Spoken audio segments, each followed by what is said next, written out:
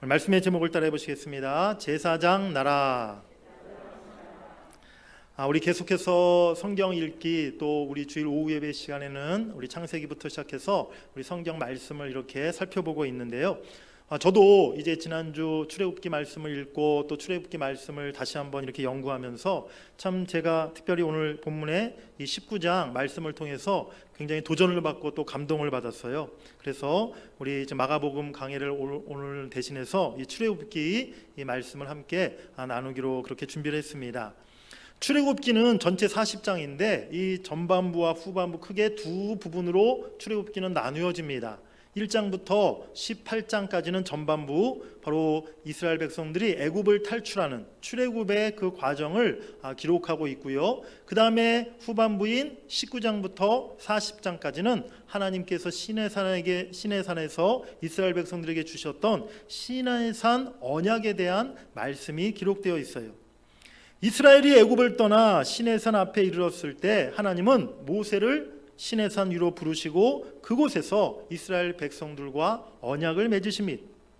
애굽의 노예로 살았던 지난날의 그 삶을 청산하고 이제 하나님이 예비하신 가나안 땅에서 진정한 하나님의 백성으로 살아가도록 바로 이스라엘 백성들과 하나님께서 언약을 맺으셨던 것이죠.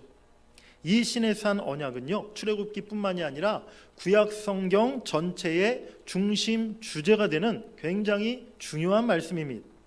하나님께서 이스라엘과 맺은 언약, 그 핵심이 과연 무엇일까요? 우리 오늘 본문 중에서 5절, 6절 말씀만 우리 다시 한번 읽어보시겠습니다. 시작. 세계가 다 내게 속하였나니 너희가 내 말을 잘 듣고 내 언약을 지키면 너희는 모든 민족 중에서 내 소유가 되겠고 너희가 내게 대하여 제사장 나라가 되며 거룩한 백성이 되리라. 너는 이 말을 이스라엘 자손에게 전할지니라. 아멘. 언약, 약속이라는 것은요, 쌍방간에 이렇게 맺는 것이에요.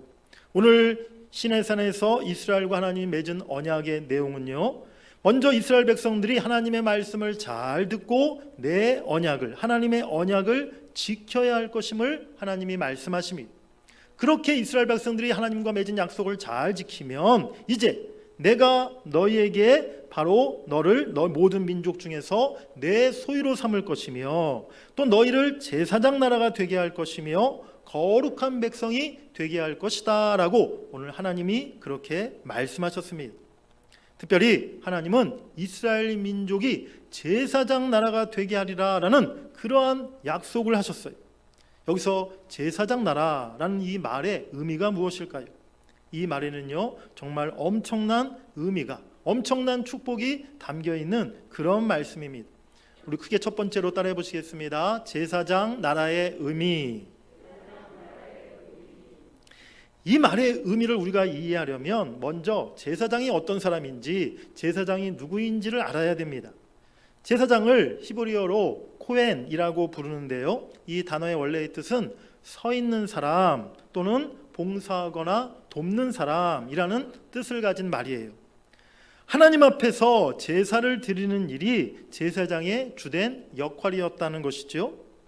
구약시대 제사장의 사역을 크게 두 가지로 이야기할 수가 있습니다. 첫 번째는 백성들을 대신해서 하나님께 속죄의 제물과 중보의 기도를 드리는 일을 제사장들이 담당했어요. 구약시대 하나님께서는 성도 개개인을 직접 대면하셨던 것이 아니라 백성들의 대표로 제사장을 뽑으셔서 그 제사장만이 하나님 앞에 가까이 나올 수 있도록 그렇게 하셨습니다. 제사장들을 통해서 이스라엘 백성들의 속죄 제물과 기도를 바치게 하셨다는 것이죠. 두 번째로 제사장의 사역은 하나님께서 주시는 응답과 축복을 백성들에게 전달하는 일이었습니다. 제사장들은 백성들을 대신해서 속죄의 제물과 기도를 드렸을 뿐만이 아니라 그것에 대한 하나님의 응답을 받아서 그 응답을 백성들에게 전달해주는 그런 역할을 했던 것이죠.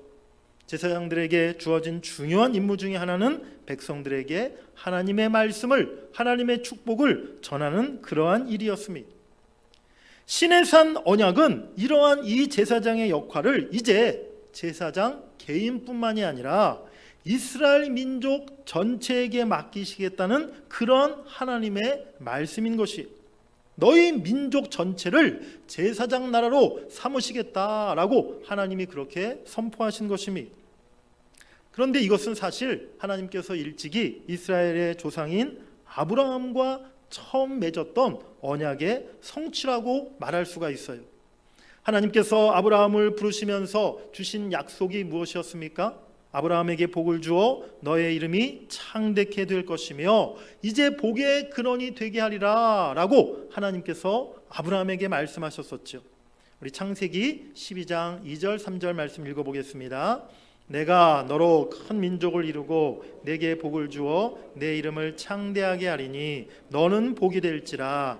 너를 축복하는 자에게는 내가 복을 내리고 너를 저주하는 자에게는 내가 저주하리니 땅의 모든 족속이 너로 말미암아 복을 얻을 것이라 하신지라. 아멘. 하나님이 아브라함에게 약속하셨습니다. 내가 너에게 복을 주리라. 그런데 그 복이 어떤 복이에요? 네가 복이 된다. 복의 근원 자체가 될 것이다 라고 그렇게 말씀하셨어요. 땅의 모든 족속이 너로 말미암아 복을 얻게 될 것이다. 즉 아브라함을 통해, 아브라함의 후손을 통해 온 땅, 온 족속 가운데 하나님의 축복이 흘러가게 될 것이다 라고 하나님이 그렇게 말씀하신 것입니다. 그런데 이 말씀이 지금 오늘 본문의 출애굽기 19장 시내산에서 주셨던 너희가 내게 대하여 제사장 나라가 되리라 라는 이 말씀과 같은 의미라는 거예요. 하나님은 시내산 언약을 통해서 이스라엘이 이제 복의 근원이 되고 하나님의 구원의 축복을 모든 민족에게 전하고 베풀게 하시겠다고 말씀하신 줄 믿습니다. 이제 출애굽한 이스라엘 백성들은요, 하나님께 엄청난 축복의 말씀을 받은 거예요. 그런데 사랑하는 여러분들, 이 말씀 속에, 시내산 언약 속에 더 놀라운 사실이 숨겨져 있습니다.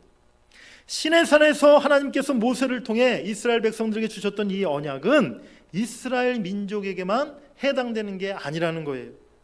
이 언약은 예수 그리스도 안에서 새로운 이스라엘이 된 모든 주의 백성들, 즉 예수를 구주로 믿는 모든 신자들에게 다 해당되는 말씀임을 여러분들이 깨달으시기를 바랍니다.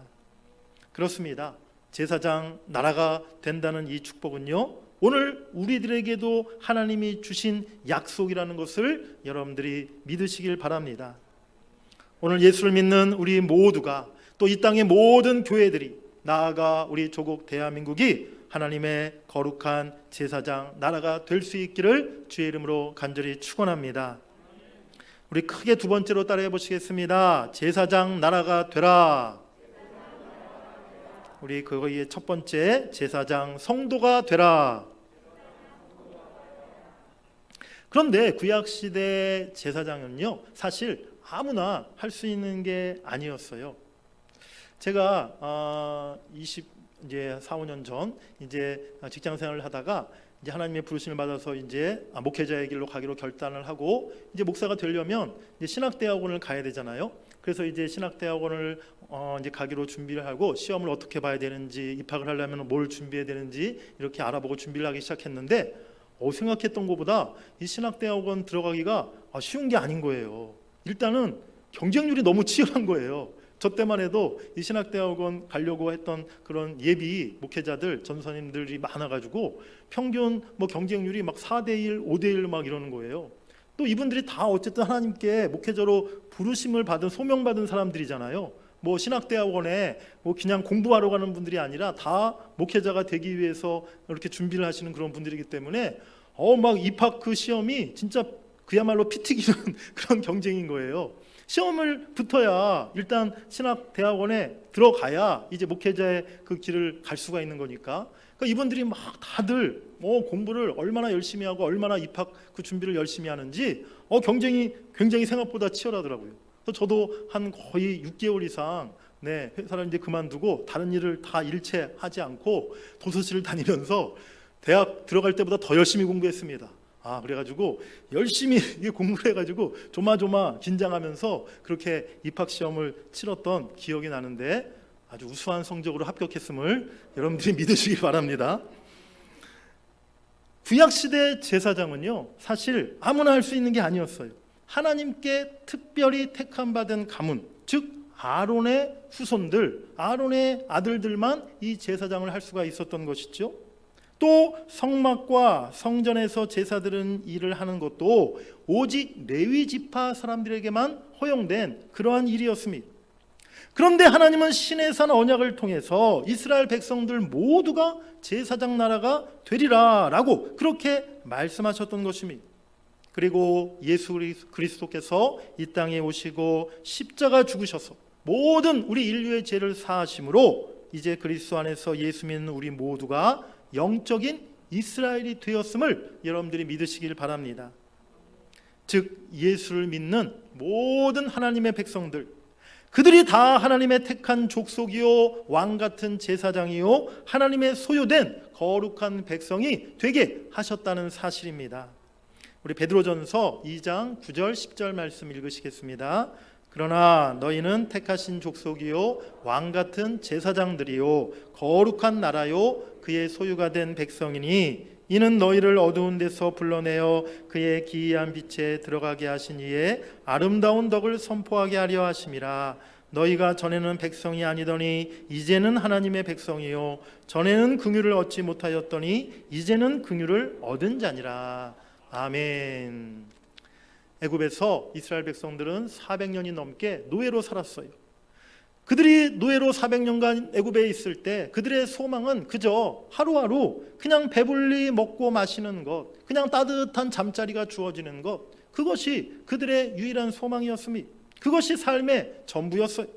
하나님의 영광, 하나님의 나라, 하나님을 위하고 다른 사람을 돕는 것, 그런 것은요 생각할 겨를도 여유도 없었습니다. 한마디로 그들은 소망 없는 그러한 인생을 살고 있는 사람들이었던 것이지요. 그런데 하나님은 그들에게 큰 희망을 두셨습니다. 하나님의 꿈은 그들 한 사람 한 사람이 이제 제사장이 되어서 제사장의 왕국을 이루는 것, 하나님의 나라를 이루어가는 것, 그것이 이스라엘 백성들을 향한 하나님의 큰 비전이었던 것이지요. 하나님은 200만 이스라엘 백성 한 사람 한 사람이 세계 모든 민족 백성들의 선한 목자가 되는 그러한 큰 비전을 품고 계셨던 것입니다. 하나님은 이스라엘 백성들뿐만이 아니라 오늘 우리에게도 이와 같은 큰 희망을 두고 계심을 여러분들이 깨달으시길 바랍니다. 하나님은 예수 믿는 우리 한 사람 한 사람을 이 시대의 복음의 제사장이요 왕같은 제사장으로 삼으셨음을 여러분들이 믿으시길 바랍니다. 로마서 15장 16절 말씀 우리 같이 한번 읽어보시겠습니다. 이 은혜는 곧 나로 이방인을 위하여 그리스도 예수의 일꾼이 되어 하나님의 복음의 제사장 직분을 하게 하사. 바울은 자기의 복음 전하는 사역, 또 자기의 사도의 그 직분을 제사장 직분이다 라고 이렇게 부르고 있어요. 하나님의 복음을 선포하고 구원받게 하는 일, 그것이 곧 복음의 제사장 직분인 줄 믿습니다. 사랑하는 여러분들, 오늘 우리 모두가 제사장 나라가 되기를 원합니다. 하나님의 거룩한 영적인 제사장의 사명을 우리 모두가 감당할 수 있기를 원합니다. 제사장 나라가 되기 위해서는 먼저 우리가 하나님의 언약을 꼭 기억해야만 돼요. 내 말을 잘 듣고 순종하여라, 거룩한 백성이 되어라. 이 말씀을 우리가 늘 기억하며 살아가야 될 줄 믿습니다. 레위기 10장에 보면요, 아론의 아들이었던 제사장 나답과 아비후가 하나님이 명하시지 않은 그런 다른 불로 하나님 앞에 제사를 드리다가 불로 삼킴을 받아 죽음을 당하는 그러한 비참한 사건이 기록되어 있어요. 그때 하나님은 모세와 아론에게 그리고 남은 제사장 아들들에게 제사장의 사명과 본분에 대해서 분명히 말씀하십니다. 무엇보다 제사장은 하나님의 말씀과 주권에 무조건 절대적으로 순종하고 따라야 할 것이며 하나님이 주신 사명을 삶의 최고의 우선순위로 삼아야 될 것이고, 그리고 술 취하지 말아야 된다라고 그렇게 말씀하십니다. 세상 죄악에 취하지 말라는 것이죠. 저와 여러분 모두가 이와 같이 하나님의 뜻에 오직 순종하는 제사장, 사명을 따라 살아가는 제사장, 그리고 정결하고 거룩한 제사장이 되기를 간절히 바랍니다. 그래서 우리 모두가 주의 복음과 하나님의 축복을 우리를 통하여 세상 많은 사람들에게 전하고 또한 베풀 수 있는 그러한 복된 인생 될 수 있기를 주의 이름으로 간절히 축원합니다. 두 번째 따라해 보시겠습니다. 제사장 교회가 되라. 이런 주님의 거룩한 제사장들의 성도들이 한 분 한 분 모여 있는 곳이 곧 제사장 교회이다라고 그렇게 말할 수가 있겠죠. 그런데 우리가 한 가지 더 깊이 생각해 볼 부분이 있습니다. 개개인이 이제 제사장으로서 해야 할 역할과 교회 공동체 전체가 제사장으로 해야 할 역할에 분명한 차이가 있다는 것이에요. 교회는 한 사람을 돕고 한 영혼을 살리는 일을 넘어서서 이제 그 지역과 도시와 민족을 살리는 제사장의 역할을 감당해야 될 줄 믿습니다. 이스라엘이 애굽을 탈출한 이후에 가나안 땅에 들어가기까지 40년 동안 광야에서 생활했어요. 그 40년 동안 하나님의 성막을 따라 언약궤를 따라 그들은 광야 교회를 이루었던 것입니다. 이스라엘 광야 교회는 하나님께로부터 시내산에서 제사장 나라의 사명을 받았는데 그 후에 사실 제사장 교회의 역할을 제대로 감당하지를 못했어요. 광야에서 늘 불평만 하고 불만만 하다가 오히려 하나님의 계명을 어기고 바로 금송아지를 만들어 우상을 섬기는 큰 죄를 그들이 범하고 말았습니다. 가나안 땅에 들어간 다음에도 이방 족속들에게 하나님의 거룩함을 나타내지 못했어요. 하나님의 축복을 흘려보내는 일들을 그들이 제대로 감당하지를 못했던 것입니다. 결국 훗날에 어떻게 되었습니까? 이스라엘 백성들은요, 하나님의 법궤도 빼앗기고 성전도 다 파괴되어 버리고 나라는 멸망하고 백성들은 다시 바벨론으로 포로로 끌려가는 실패한 제사장 교회가 되고 말았던 것입니다. 오늘날 우리 한국교회는 어떻습니까? 오늘날 우리 한국교회가 정말 제사장 나라의 사명을 잘 감당하고 있을까요? 하나님의 거룩함을 세상에 나타내고 주님의 사랑과 복음을 전하기에 힘쓰고 또 하나님의 아름다운 덕을 선포하고 하나님의 복을 흘려보내는 그 제사장의 사명을 오늘 우리 한국교회가 얼마나 충성되이 잘 감당하고 있는지 우리가 스스로를 돌아봐야 될 줄 믿습니다.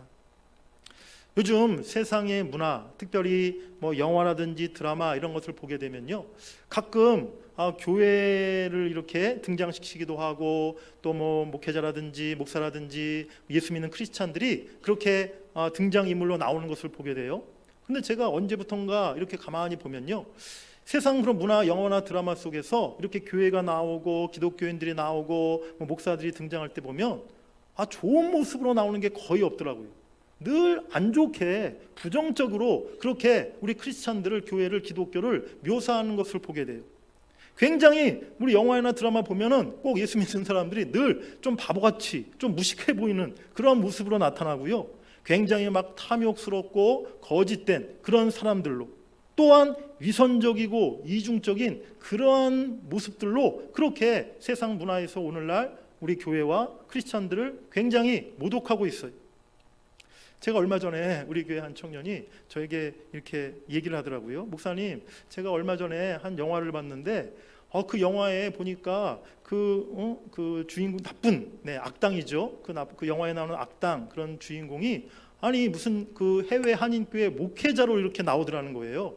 그리고 그 배경이 이제 교회로 이렇게 배경을 하고 있는데 굉장히 그 영화를 봤는데 기분이 나쁘더라는 거예요. 그러니까 교회와 목사와 성도들에 대해서 굉장히 나쁘게 그렇게 묘사하고 있는 모습을 보면서 굉장히 좀 속상하고 기분이 상했다라는 그런 얘기를 하더라고요, 저에게. 그래서 제가 궁금해가지고 도대체 그 영화에서 목사에 대해서, 교회에 대해서 어떻게 얘기를 했길래, 어떻게 그 영화에서 나타났길래 우리 청년이 그런 얘기를 하나 하고 제가 한번 살펴봤어요. 그랬더니 정말 저도 그 내용을 좀 자세히 살펴보니까 화가 날 정도더라고요. 그 영화 포스터를 한번 제가 보여드리겠는데, 여러분들 아마 대부분 잘 못 보셨을 거예요. 수리남이라는 그런 영화가 있는데, 이 영화가 어떤 영화냐면 실제 있었던 어떤 저 사람에 대한 것을 이제 실제 걸 이제 영화로 만든 것이라고 하는데, 저 사람이 주인공이 어떤 사람이냐면, 이제 우리나라에서 저기 이 수리남이라는 나라가 남미에 있는 아주 조그만 나라거든요. 근데 그 나라 이민 가가지고 거기서 저 사람이 무슨 일을 했냐면 마약 상을 한 거예요. 그래서 거기서 마약을 사다가 이제 한국에 또 뭐 유럽에 막 아시아의 이런 여러 나라들의 마약을 판매하는 그런 마약상을 했던 그런 유명한 범죄자예요. 그래가지고 실제로 저 사람이 그 수리남에서 엄청나게 마약을 판매하고 엄청난 범죄를 벌이다가 우리나라 한국의 정부에서 저 사람을 이제 한국으로 데려다가 재판을 하고 감옥에 이제 뭐 징역 한 10년인가 받았다는 얘기를 들었는데, 그랬던 사람을 가지고 이제 영화를 만든 건데, 아니 그런데 하필이면 저 사람의 그 마약상의 그 직업을 수리남에서 목사였던 것으로 저 영화에서 이렇게 그 묘사를 한 거예요. 이야기를 만든 거예요. 그리고 저 사람이 이제 마약상을 했던 그 본부가 그 수리남의 한인교회로. 그래가지고 저 영화를 보면 그 교회 목사는 마약상 두목이고 또 전도사는 부두목이고 그 교회 집사들은 다 마약상에서 일하는 깡패 뭐 이런 사람들 다 그렇게 이렇게 교회를 이렇게 얘기해 놨더라고요. 근데 실제로 저 사건이 실제 있었던 일이라고 제가 말씀드렸지 않습니까? 근데 실제 과연 진짜 그랬느냐? 실제로는요, 저 사람이 교회와 아무 상관없는 그런 사람이었던 거예요. 수리남에서 뭐 교회를 목사이기는커녕 교회와 아무 상관없는 그런 사람이었는데, 하필이면 많은 직업 중에서 많은 어떤 조직 가운데 교회를 무슨 마약상의 본부였던 것처럼, 목사가 마약상의 보수였던 것처럼 저 영화에서 그렇게 이야기를 하고 있다는 거죠. 제가 그걸 보고 나서 진짜 저도 화가 나더라고요. 그래가지고 도대체 이 영화를 만든 사람이 누군가, 감독이 누군가 제가 찾아가서 한번 따져야겠다라는 지금 생각을 갖고 있는데, 그런데 한편으로는요, 제가 이 영화에 대한 그 이야기를 살펴보고 또 요즘의 세상 문화에서 이렇게 교회와 우리 크리스찬에 대해서 부정적으로 이야기하는 모습을 생각해 보면서 한편으로는 제 마음에 이런 생각이 들었어요. 오늘날 세상 사람들이 눈에 볼 때 실제로 우리 한국교회의 모습과 예수 믿는 크리스찬들의 모습이, 또 목사들의 모습이 세상 사람들의 눈에는 그렇게 비춰지고 있는 것은 아닌가.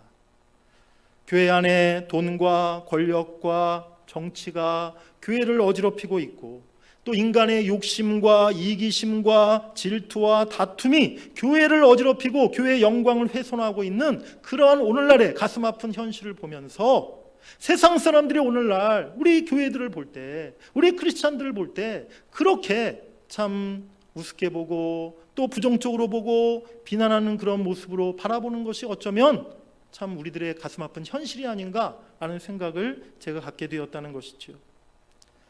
다른 교회 우리가 얘기할 필요가 없습니다.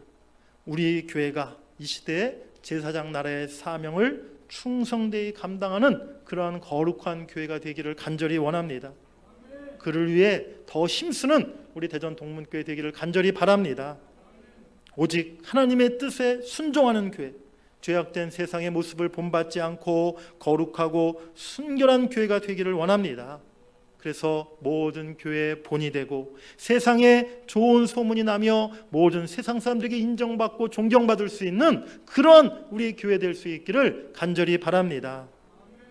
성경에 보면 그런 좋은 모델이 되는 교회가 있어요. 바로 데살로니가 교회입니다. 우리 데살로니가전서 1장 7절 8절 한번 읽어보시겠습니다. 시작. 마게도냐와 아가야에 있는 모든 믿는 자의 본이 되었느니라. 주의 말씀이 너희에게로부터 마게도냐와 아가야에만 들릴 뿐 아니라 하나님을 향하는 너희의 믿음의 소문이 각처에 퍼졌으므로 우리는 아무 말도 할 것이 없노라. 아멘. 데살로니가 교회가 모든 당시 초대교회 모든 교회들 믿는 자들의 본이 되는 교회가 되었다는 거예요. 그리고 그들의 믿음의 소문이 세상 모든 각처에 퍼지게 되었다라고 그렇게 바울이 이야기합니다. 우리 교회가 그런 교회 되기를 간절히 원합니다. 우리끼리만 즐기고 노는 공동체, 이웃과 세상을 향해서는 문을 꼭 닫아놓고 있는 공동체, 복음 전도와 섬김과 사랑과 나눔이 없는 공동체, 그러한 교회는요, 제사장 교회의 사명을 망각하고 있는 교회인 것입니다. 사랑과 섬김과 희생이 있는 우리 교회가 되어야 될 줄 믿습니다. 그래서 날마다 하나님의 구원과 하나님의 축복을 이웃과 세상에 흘려보낼 수 있는 제사장 교회가 되는 우리 교회 될 수 있기를 주의 이름으로 간절히 축복합니다. 세 번째로 따라해 보시겠습니다. 제사장 국가가 되라. 오늘 이스라엘 백성들에게 주신 본문의 말씀은요, 어쩌면 우리 민족에게 꼭 들어맞는 말씀이 아닌가 그런 생각이 들었어요. 우리 민족이야말로 이 시대에 하나님의 소유가 되고 제사장나가 되라고 특별히 하나님이 택하신 그런 백성이 아닌가 그런 생각을 제가 갖게 되었던 것입니다. 우리 민족은 그야말로 하나님께서 어두운 데서 불러내시고 당신의 기이한 빛에 들어가게 하신 그런 백성이에요. 지난 5천년 역사 동안에 우리 한민족이 어떠한 민족이었습니까? 그야말로 영적으로 무지하고 아주 캄캄한 그런 상태에 있었던 민족이 우리나라 한민족이었어요. 5천년 동안 우상과 미신만을 섬기던 그런 이 나라 이 민족 아니었습니까? 그런 이 땅 가운데 하나님께서 지난 140년 전에 복음의 빛을 비춰주시고 이곳에 하나님이 수많은 교회를 세워주신 줄 믿습니다. 전에는 하나님의 백성이 아니었던 우리 민족을 하나님께서 긍휼하심으로 하나님의 백성으로 삼아 주셨던 것이죠. 굴욕과 서름과 가난의 역사가 있었지만 오늘날 우리 대한민국은 지금 전 세계 사람들이 주목하고 부러워하는 그런 발전하고 풍요로운 나라가 되었어요. 오늘날 지금 아시아의 많은 사람들이요, K-팝, K-문화 굉장히 좋아하지 않습니까?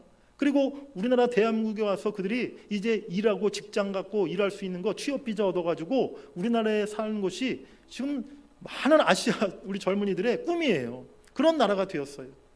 제가 이번 주에 그 신문 기사를 보다가 오랜만에, 요즘에 신문 기사 보면 참 별로 기분 좋은 기사들이 별로 없잖아요. 그런데 오랜만에 참 기분 좋은 기사를 보았는데, 미국의 한 유명한 언론사에서 올해 2022년도 최고의 국가 순위를 이렇게 발표했는데, 각 나라의 모든 여러 가지 분야, 정치, 외교, 경제, 국방, 또 리더십, 교육, 이런 모든 분야에 다 점수를 매겨서 이제 세계 모든 나라의 국력을 이렇게 순위를 매겼는데요.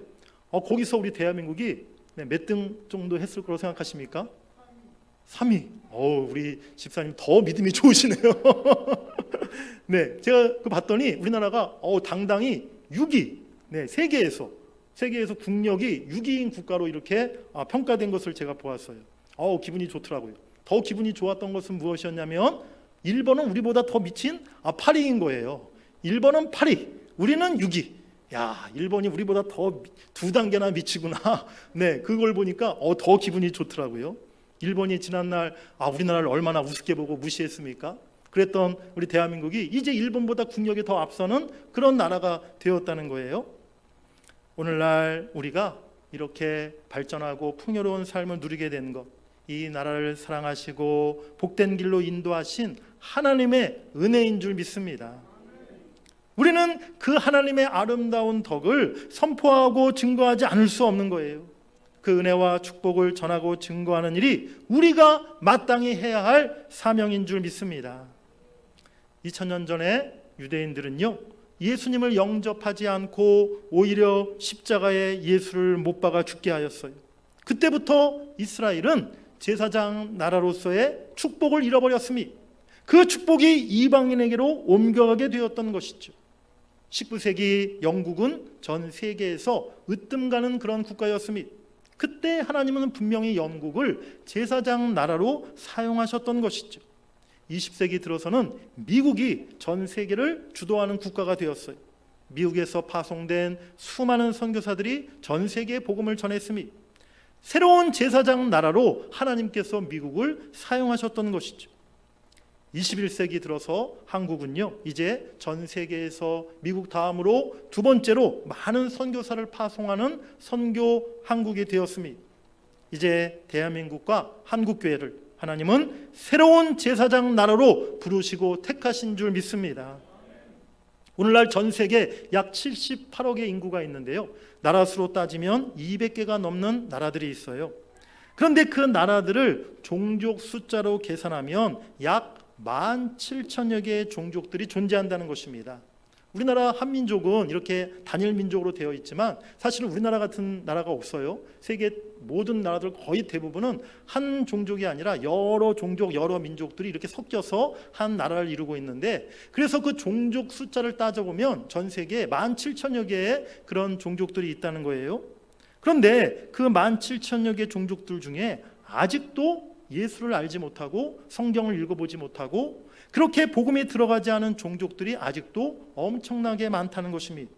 현재 미전도 종족이라 하면 이제 복음화율이 0%, 그야말로 그 종족 중에 예수를 믿는 사람이 한 명도 없는 그러한 종족부터 시작해서 예수 믿는 복음화율이 0.1%면 1000명 중에 1명. 네. 그렇게 예수를 믿는 사람이 있는 그런 종족들을 갖다가 미전도 종족이라고 하는데, 전 세계에 지금 미전도 종족 숫자가 5천여 개 종족이 아직도 남아있다는 것입니다. 인구수로는 약 19억 명이 된다는 거예요. 우리 방금 지도 그림 보여주셨는데, 이 그림이 오늘날 전 세계에 지금 미전도 종족, 그러니까 예수님을 믿는 사람들이 인구의 0.1%도 안 되는 그러한 종족들이 있는 그런 곳을 이렇게 빨간 점으로 표시해 놓은 것인데요. 여러분들 지도를 자세히 보시면 아메리카 대륙에는 미전도 종족이 이제 거의 없어요. 그리고 유럽에도 이제 뭐 거의 미전도 종족이 없고, 또 아프리카 대륙도 지금 이제 복음이 거의 다 들어가서 아프리카 지역에도 사실은 미전도 종족이 일부 약간 밖에 없는 것을 확인해 볼 수가 있습니다. 그런데 어디에 지금 미전도 종족이 집중되어 있나요? 네, 저기 빨간 부분 색칠되어 있는 부분이 있죠. 거기가 어디냐면 인도예요. 인도가 오늘날 전 세계에 지금 미전도 종족이 가장 많은 그런 나라입니다. 인도 한 나라에 지금 미전도 종족의 숫자가 2,500여 종족이 있다고 그래요. 그리고 인도를 비롯해서 그 주변 국가, 이제 중앙아시아 또 중동의 그 이슬람 국가들, 이런 나라들이 지금 집중적으로 미전도 종족으로 남아 있다는 것이죠. 이제 전 세계 우리 기독교, 우리 교회들이 남은 그런 복음을 전해야 할 바로 나라들, 종족들이 바로 이곳에 다 몰려 있다는 사실입니다. 저는 이 시대에 저 유럽의 영국이나 또 태평양 건너 미국이 아니라 아시아의 작은 우리나라를 하나님이 택하시고 하나님이 새로운 제사장 나라로 부르신 그 이유가 여기 있다고 생각합니다. 바로 이제 남은 미전도 종족, 남은 예수를 알지 못하는 사람들, 그들이 아시아 대륙에 집중되어 있기에 아시아에 있는 우리 대한민국을 통해서 이제 그들에게 복음을 전하고 땅끝까지 예수의 이름이 증거되는 일에 우리 대한민국을 하나님이 사용하실 줄로 저는 믿습니다. 이제 하나님께서 우리 대한민국을 제사장 나라로 삼으시고 축복해 주시기를 간절히 원합니다. 세계에서 으뜸되는 국가로 우리 대한민국을 하나님이 세워주시고 축복해 주실 줄 믿습니다.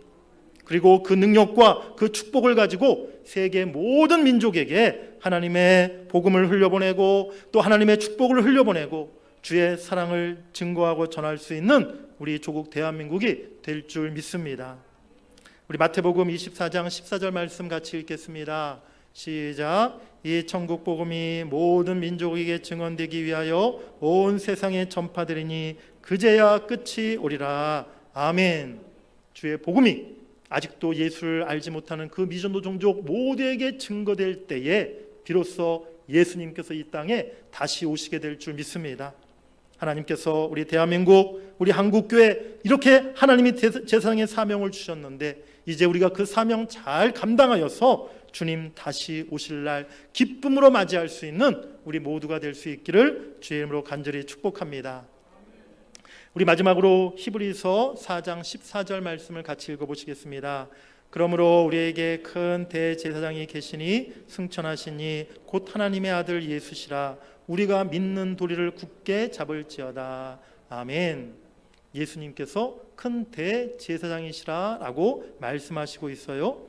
우리 다음 구절도 읽겠습니다. 요한복음 14장 12절 시작. 내가 진실로 진실로 너에게 이르노니 나를 믿는 자는 내가 하는 일을 그도 할 것이요 또한 그보다 큰 일도 하리니 이는 내가 아버지께로 감이라. 아멘. 예수님이 우리의 대제사장이 되신다라고 말씀하시면서 또한 예수님이 제자들과 우리들에게 약속해 주셨어요. 나를 믿는 자는 내가 했던 일을 하게 될 것이요 또 그보다 더 큰 일도 하리라. 아멘. 예수를 믿는 우리 모두도 예수님처럼 제사장의 사명을 감당할 수 있을 것임을 오늘 예수님이 말씀해 주신 것입니다. 저는 참 목사가 된 이후에 참 하나님 앞에 감사한 것 중에 하나가 저희 이제 집안에는요 사실은 목사님이 아무도 안 계세요. 저희 뭐 친가 쪽이나 외가 쪽으로 무슨 위쪽으로도 그렇고 형제들 중에서도 그렇고 조카들 중에서도 그렇고 사실은 목사 목회의 길을 걷는 사람 분들이 아무도 안 계세요. 그러니까 목사가 한 명도 없었던 그런 집안에서 제가 처음으로 이제 목사가 된 것이죠.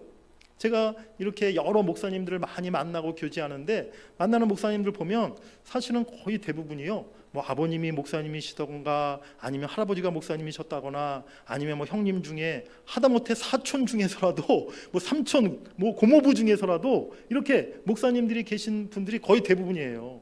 그런데 저같이 이렇게 사촌 팔촌 중에서도 목회자가 아무도 없는 그런 집안에서 목사가 된 사람은 별로 없더라고요.